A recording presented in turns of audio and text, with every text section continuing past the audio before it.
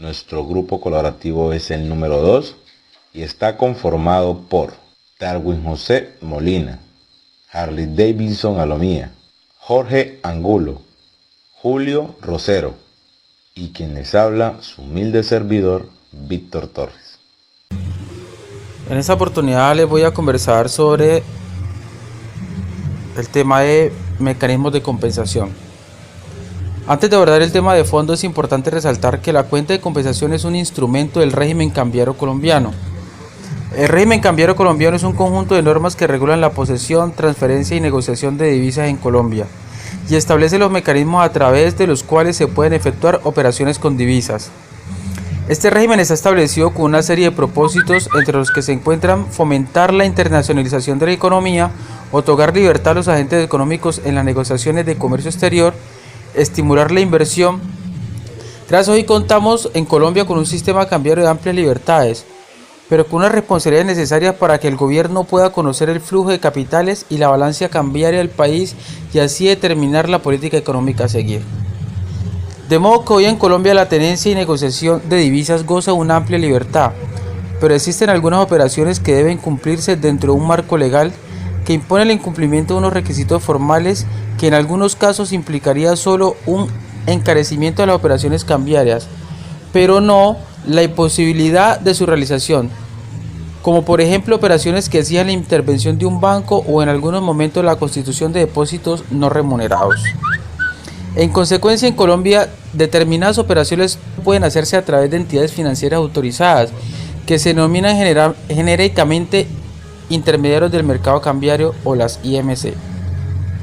Entre los que se encuentran los bancos, las corporaciones financieras, las sociedades de intermediación cambiaria, casas de cambio, entre otros. Estas operaciones denominadas de obligatoria canalización obedecen a la negociación de divisas derivadas de operaciones de importación y exportación de bienes, inversión extranjera, endeudamiento externo, avales y garantías en moneda extranjera y operaciones de derivados. La cuenta de compensación como instrumento del régimen cambiario colombiano es una cuenta abierta en el exterior por un residente en Colombia a través de la cual se podrán hacer tanto operaciones en divisas de obligatoria canalización como aquellas que no lo requieren, sin necesidad de utilizar un IMC.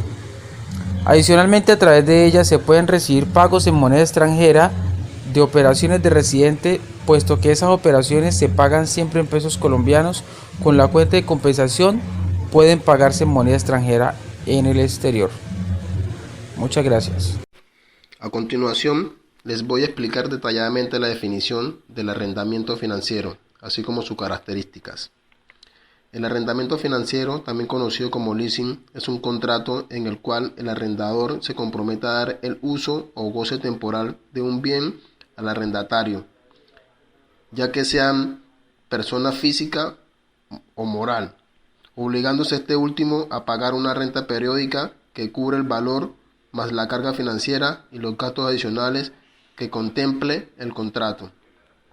Para que un buen arrendamiento, no solo financiero, se lleve a cabo, es necesario contar con estas personas. Proveedor. Es la entidad financiera o una sociedad que tenga por objeto operación financiera. Puede ser un banco o una sociedad la cual se encargue de brindar este servicio. Arrendador. Es aquella persona la cual puede ser nacional o extranjera que pueda tener el gozo del uso de este servicio o producto. El arrendatario es aquella persona que ofrece ese producto o servicio. También existen tres elementos esenciales para poder realizar un arrendamiento financiero. Primero, es tener lo que es el objeto o el bien que se está ofreciendo a un arrendatario. Segundo, es establecer el precio que se va a obtener por ese bien o servicio. Tercero, es cuánto tiempo se va a estar pagando por ese servicio. Puede ser entre 2 años, que es para bienes inmuebles, y 10 años para inmuebles. Es importante saber las obligaciones del arrendador, arrendatario, proveedor. Las obligaciones del arrendador. Entregar la cosa en buen estado para el uso convenido o natural de la misma cosa. conservar la cosa en ese buen estado y responder por los vicios o defectos ocultos de la cosa arrendada. Garantizar el uso o goce pacífico de la cosa por todo el tiempo del contrato. Recibir o en su caso exigir una renta acordada. El arrendatario. El arrendatario debe pagar la renta, usar debidamente la cosa, conservar la cosa, avisar a las reparaciones necesarias de las novedades dañadas. El proveedor tiene la obligación de entregar el bien o el objeto al arrendatario cuando el arrendador autorice. Tenemos que conocer que hay diferentes tipos de arrendamientos además del arrendamiento financiero. Se encuentra el arrendamiento puro y en sencillas palabras es lo mismo, solamente que el arrendamiento puro no se puede comprar o adquirir el bien permanentemente después de su pago, a diferencia del arrendamiento financiero. Este tipo de arrendamiento se usa para equipos de oficina. Esto no quiere decir que el arrendamiento puro sea malo o que no tenga sus beneficios. Todo depende de qué visualización o qué necesidad tenga el arrendatario. También existe un arrendamiento de compra y venta, que es un tipo de arrendamiento financiero en el cual una empresa adquiere un activo que requiere para su operación y lo vende de inmediato a un tercero que acuerda arrendárselo a la misma empresa. Esta clase de contrato se hace con bienes y raíces. El arrendamiento financiero es una herramienta muy eficiente cuando uno decide si quiere realizar la compra o no de ese bien o servicio al final de su contrato. Para ello, el arrendamiento financiero nos ayuda a tener ese tiempo para poderlo pensar y, si es así, poder realizar la compra de ese bien o servicio. Muchas gracias.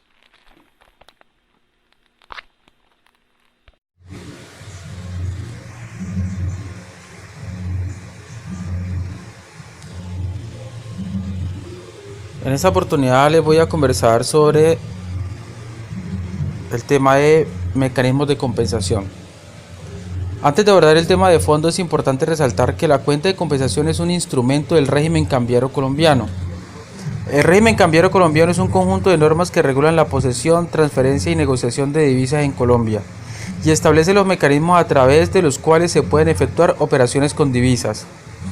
Este régimen está establecido con una serie de propósitos, entre los que se encuentran fomentar la internacionalización de la economía, otorgar libertad a los agentes económicos en las negociaciones de comercio exterior, estimular la inversión. Tras hoy contamos en Colombia con un sistema cambiario de amplias libertades, pero con unas responsabilidades necesarias para que el gobierno pueda conocer el flujo de capitales y la balanza cambiaria del país y así determinar la política económica a seguir. De modo que hoy en Colombia la tenencia y negociación de divisas goza de una amplia libertad, pero existen algunas operaciones que deben cumplirse dentro de un marco legal que impone el incumplimiento de unos requisitos formales que en algunos casos implicaría solo un encarecimiento de las operaciones cambiarias, pero no la imposibilidad de su realización, como por ejemplo operaciones que exijan la intervención de un banco o en algunos momentos la constitución de depósitos no remunerados. En consecuencia, en Colombia, determinadas operaciones solo pueden hacerse a través de entidades financieras autorizadas, que se denominan genéricamente intermediarios del mercado cambiario o las IMC. Entre los que se encuentran los bancos, las corporaciones financieras, las sociedades de intermediación cambiaria, casas de cambio, entre otros. Estas operaciones, denominadas de obligatoria canalización, obedecen a la negociación de divisas derivadas de operaciones de importación y exportación de bienes, inversión extranjera, endeudamiento externo, avales y garantías en moneda extranjera y operaciones de derivados. La cuenta de compensación como instrumento del régimen cambiario colombiano es una cuenta abierta en el exterior por un residente en Colombia, a través de la cual se podrán hacer tanto operaciones en divisas de obligatoria canalización como aquellas que no lo requieren, sin necesidad de utilizar un IMC. Adicionalmente, a través de ella se pueden recibir pagos en moneda extranjera de operaciones de residente, puesto que esas operaciones se pagan siempre en pesos colombianos. Con la cuenta de compensación pueden pagarse en moneda extranjera en el exterior. Muchas gracias.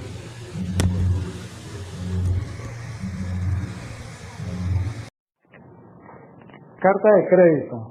¿Qué es una carta de crédito? Es toda operación por la que un banco, cobrando por cuenta y orden de un cliente, se obliga a pagarle a un tercero, aceptar y pagar o descontar letras de cambio, autorizar a otro banco a pagar, aceptar o descontar dichas letras.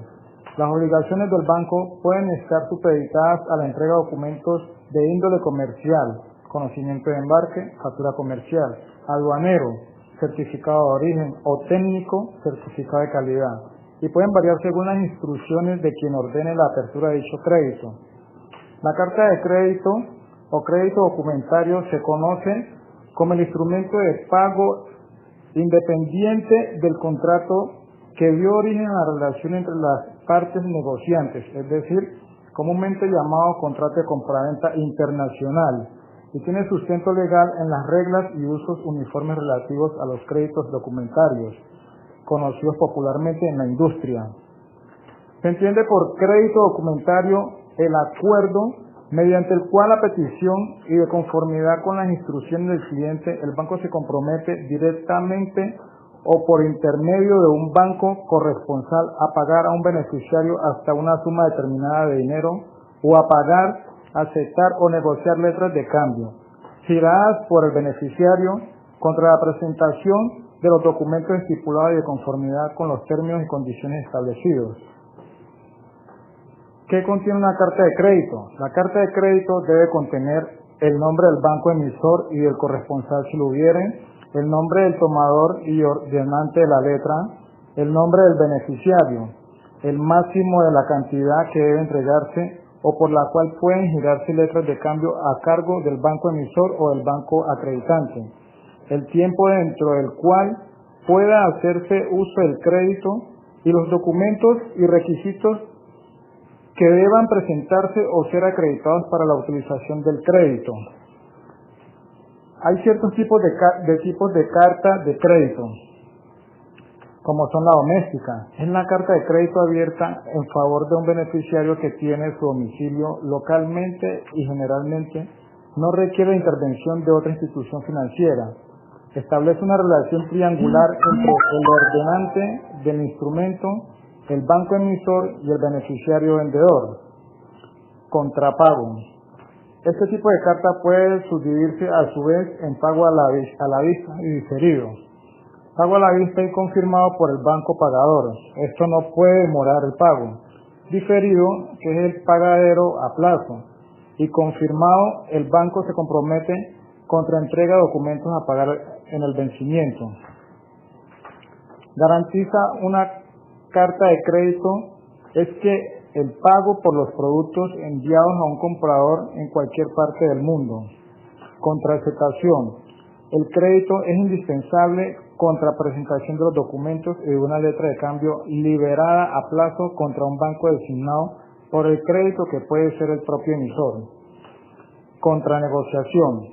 El crédito es disponible contra presentación de los documentos y de una letra de cambio liberada a la vista o a plazo contra el banco emisor. El banco negociador compra por cuenta del emisor los derechos del beneficiario sobre el crédito. Un crédito libremente negociable puede ser negocio por cualquier banco.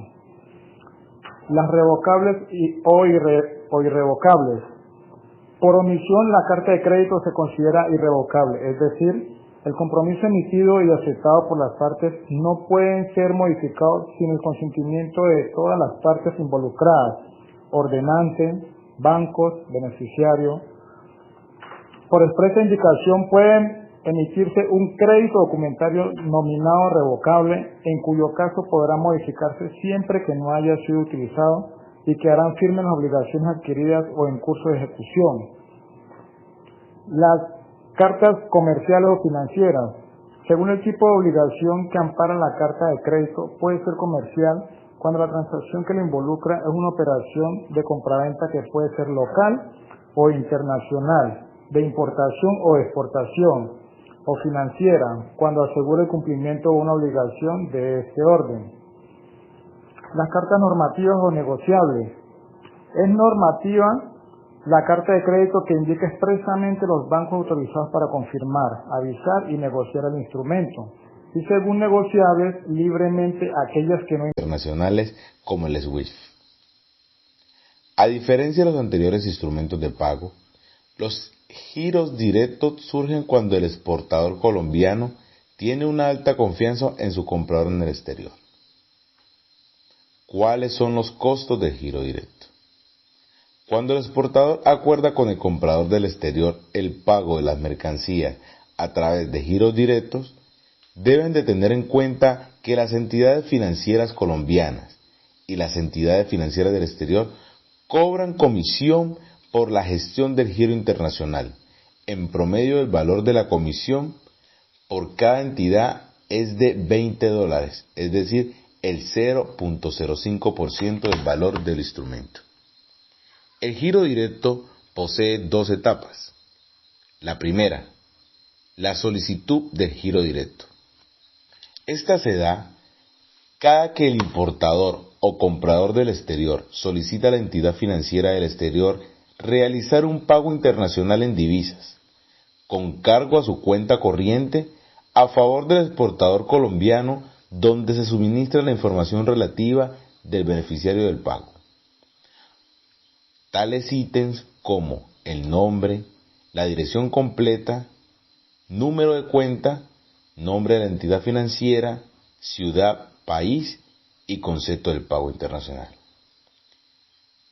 Segunda etapa del giro directo, recepción y notificación del pago. La entidad financiera recibe los fondos del exterior y verifica los detalles del beneficiario del pago y notifica telefónicamente al exportador. En promedio, la notificación del pago dura un día. ¿Qué es un giro anticipado? Este pago se efectúa antes de ingresar la mercancía al territorio nacional. Esta modalidad se presenta cuando el exportador solicita al comprador del exterior el pago anticipado, bien sea total o parcial, al despacho de la mercancía, asumiendo el importador el riesgo ante un eventual incumplimiento en el embarque de los bienes por parte del exportador. El importador debe dejar constancia en la declaración de cambio y solo podrá financiarse con entidades financieras los pagos de importaciones de bienes capital. Esto puede ser giros al exterior para cumplir con el pago de las obligaciones de nuestros clientes por importación de bienes, los cuales son financiados con recursos del banco a un periodo y condiciones determinadas. Algunos beneficios que tenemos son diversidades de monedas, tasas competitivas, orientación cambiataria, financiación de la equivalencia en dólares. Uno de los requisitos que tienen nuestros giros anticipados son solicitud de forma de apertura,